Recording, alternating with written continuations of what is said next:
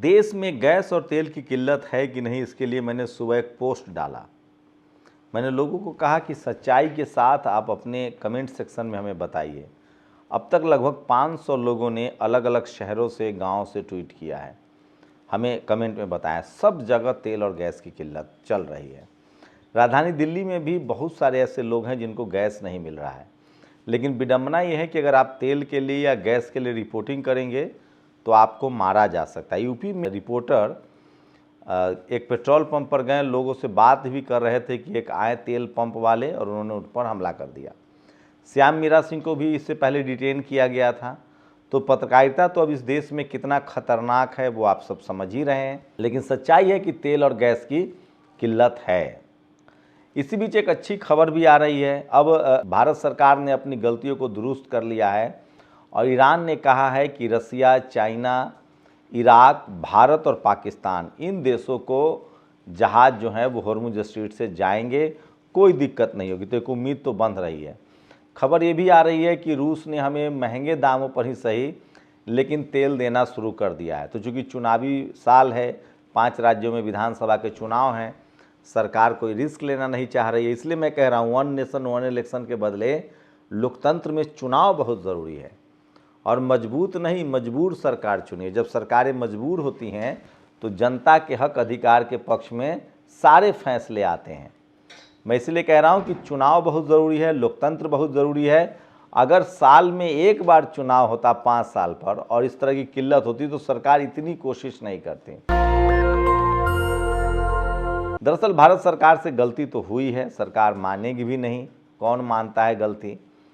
अगर इजराइल जाकर fatherland, Motherland हम नहीं करते तो तेल की इतनी किल्लत नहीं होती। लेकिन चलिए, देर ही सही, तेल की किल्लत को कम करने के लिए सरकार प्रयासरत दिख रही है और ईरान से लगातार डिप्लोमेटिक बातचीत हुई है और तेल का रास्ता साफ है। लेकिन वहीं देश भर की बात करें तो मध्य प्रदेश हो, यूपी हो, तेलंगाना हो, देश के तमाम राज्यों में लोग मारपीट कर रहे हैं। रात रात भर लाइनें लग रही हैं गैस के लिए, लोग खाट लेकर जा रहे हैं। इस तरह की भी तस्वीरें सामने आई है। कुछ तस्वीरें तो और भी बेकार है। लोग 200-200 लीटर वाले जो पानी की टंकी है वो जाकर भरवा रहे हैं। तो ये ठीक नहीं है। ये जो आपका लालच है ना कि हम बटोर के रख लें, जब किसी नाव में आप बैठे हैं और नाव में पोटली लेकर आप सोचेंगे कि अगर नाव डूबेगी तो हम बच जाएंगे, ऐसा नहीं है। एक दूसरे की मदद कीजिए, हाथ थामिए, जितना ज़रूरी हो उतना ही गैस और तेल लीजिए। अगर आपके पास 1 महीने का गैस है तो किसी और को भी मौका दीजिए, कोई भूखे नहीं रहेगा।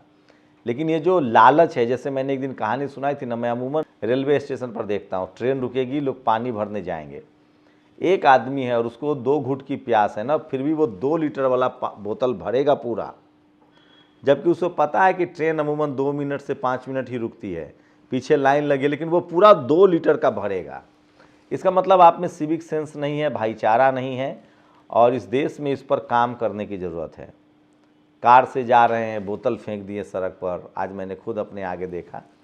तो खैर, इसी बहाने कह रहा हूँ कि ये जो गैस और तेल की किल्लत है इसको समझना पड़ेगा आपको, क्योंकि युद्ध चल रहा है, दिक्कतें होंगी।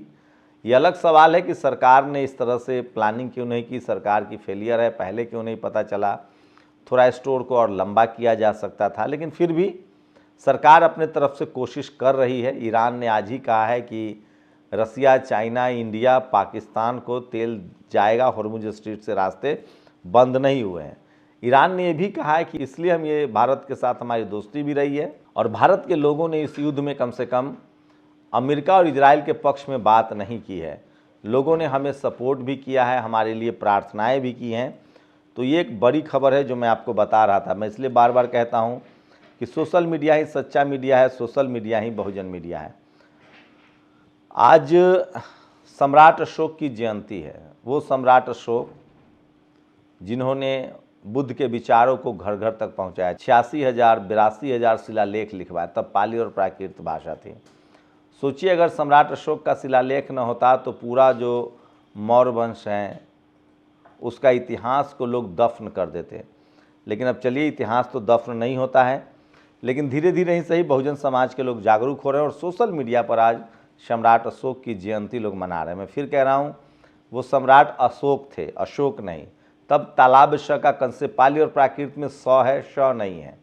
वो मगध के राजा थे और पूरा वो पटना से राज चलाते थे और अफ़गानिस्तान तक उसी को सम्राट अशोक, मौर्य वंश, अखंड भारत कहा जाता है। तब भारत बुद्ध में भारत था, बुद्ध के विचार थे, तभी भारत विश्वगुरु था। हमारे पास तक्षशिला, नालंदा, विक्रमशिला जैसी यूनिवर्सिटियाँ थी। भारत ज्ञान विज्ञान का केंद्र था। सम्राट अशोक ने उस समय मवेशियों के लिए भी अस्पताल बनवाया था। सिल्क रूट था, व्यापार था।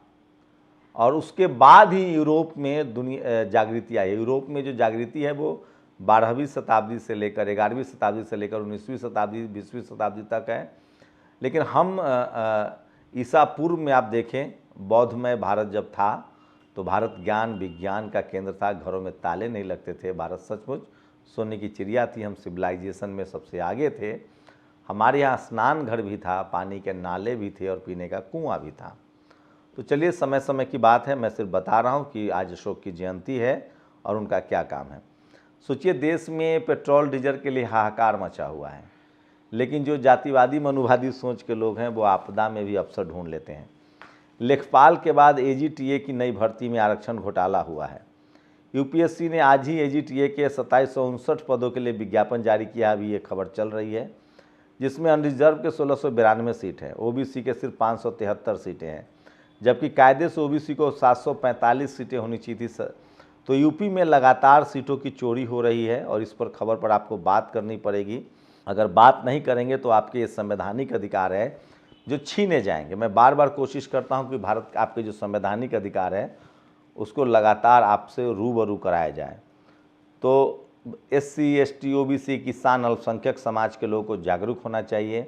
आपके जो संवैधानिक अधिकार है, चाहे वो बिजनेस का हो, नौकरी का हो, इन सब पर आपको बात करनी पड़ेगी, क्योंकि इस देश में जाति बनाई इसलिए गई थी कि कोई लोहे का काम करेगा, चमड़े का काम करेगा, लकड़ी का काम करेगा, खेती किसानी करेगा, और कुछ लोग पावर सेंटर्स में, राजनीति में, बिजनेस में, school, college, university, media, judiciary, bureaucracy में मजा लेंगे। तो जो ये आरक्षण जो है उन लोगों के लिए है जिनको जाति की वजह से स्कूल, कॉलेज, पढ़ाई लिखाई से दूर रखा गया है।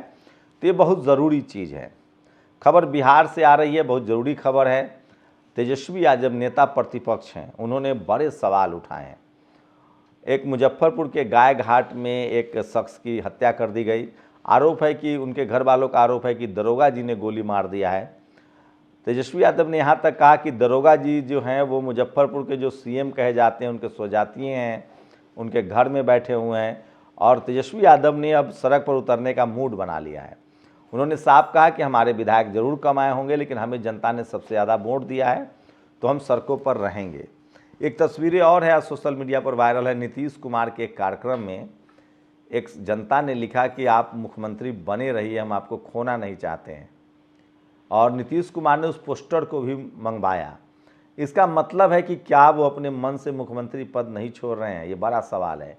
क्या उनको ब्लैकमेल किया जा रहा है? ये उससे भी बड़ा सवाल है।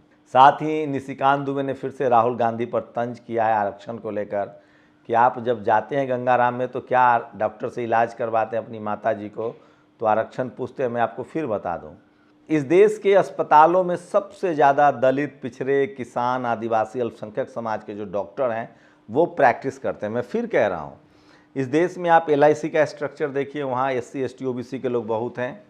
थाने, पुलिस, जहाँ जहाँ संविधान के सारी जो फॉर्मेलिटीज़ है वो लागू है, जहाँ संवैधानिक अधिकार है। बैंक देख लीजिए, सारे जो पीएसयू कंपनियां थी वो देख लीजिए, नालको, टिस्को, टेलको, तो जहाँ जहाँ आरक्षण लागू है, बहुजन समाज के लोगों की भरमार है, वो सारे सेक्टर अच्छे कर रहे हैं। आप एम्स जाइए, आप आरएमएल जाइए, सरकारी डॉक्टर अस्पतालों में शानदार सेवा करते हैं, क्योंकि दलित, पिछड़े, किसान, आदिवासी, अल्पसंख्यक समाज से आने वाले लोगों के पास पैसा नहीं होता है कि वो गगनचुंबी 5 स्टार होटल जैसे अस्पताल खोल लें। तो वो सरकारी अस्पतालों में नौकरी करते हैं, लोगों की सेवा करते हैं, और वो शानदार डॉक्टर होते हैं क्योंकि वो सबसे ज़्यादा प्रैक्टिस करने का उनको सबसे ज़्यादा मौका मिलता है। कल दिल्ली में भी एक बड़ी खबर हुई है, और जाट समाज के लोगों ने यूजीसी के पक्ष में बड़ी बैठक की, जिसमें चंद्रशेखर आज़ाद भी शामिल हुए। बेनीवाल जो है उन्होंने उसको आयोजित किया था। तो धीरे धीरे ही सही जो किसान कम्युनिटी है वो भी आरक्षण का मर्म को समझ रही है, और यूजीसी वाले मामले में देखा गया है कि पटेल, मराठा और जाट जो जनरल कैटेगरी में आते हैं हरियाणा में, महाराष्ट्र में या गुजरात में, उन लोगों ने इसका विरोध नहीं किया है और ज़्यादातर लोग चाहते हैं कि यूजीसी जो है वो लागू हो। तो ये वो तमाम बड़ी खबरें हैं जो कोई टीवी अखबार आपको नहीं दिखाएगा। 5 राज्यों में चुनाव है, ममता बनर्जी का आज हेलीकॉप्टर फंस गया। बंगाल के चुनाव पर देश की नज़र है, लेकिन सबसे ज़्यादा तमिलनाडु। सोचिए, बीजेपी देश में राज कर रही है, सबसे ज़्यादा हिस्सों में उसकी सरकार है, लेकिन पेरियार की धरती है आइडियोलॉजिकली तमिलनाडु में, उसे सिर्फ 27 सीटों पर ही चुनाव लड़ पाएगी। मतलब 27 सीटों से ज़्यादा पर वो चुनाव ही नहीं लड़ पाएगी। गठबंधन में चुनाव लड़ रही है तो सिर्फ 27 सीटें। तो जो बीजेपी देश में राज कर रही है वो सिर्फ गठबंधन, तो तमाम बहुजन दलों को आपस का मनमुटाव भूल के गठबंधन में आना चाहिए। जब बीजेपी अकेले चुनाव नहीं लड़ सकती है तो बहुजन समाज के पास तो पैसा नहीं है, लेकिन वोट जरूर है। मैं इसलिए कह रहा हूँ कि जितने SC ST OBC की लीडरशिप वाली पार्टियाँ, उनके पास पैसा ना हो, मीडिया ना हो, टीवी ना हो, अखबार ना हो, वोट जरूर है। अगर वो लोग गठबंधन में एक साथ आएँ तो इस देश में फिर से संवैधानिक राज, बहुजनों का राज आ सकता है, जहाँ सबके लिए संविधान लागू हो। शुक्रिया। दस्तक की आपसे गुजारिश है कि अगर इसको बचाना चाहते हैं तो नेशनल दस्तक को सब्सक्राइब करने के लिए रेड कलर के सब्सक्राइब बटन को दबाएं, फिर बेल आइकन की घंटी दबाएं। नेशनल दस्तक को बचाने के लिए बहुत जरूरी है कि हर खबर को शेयर करें, लाइक करें, कमेंट जरूर करें।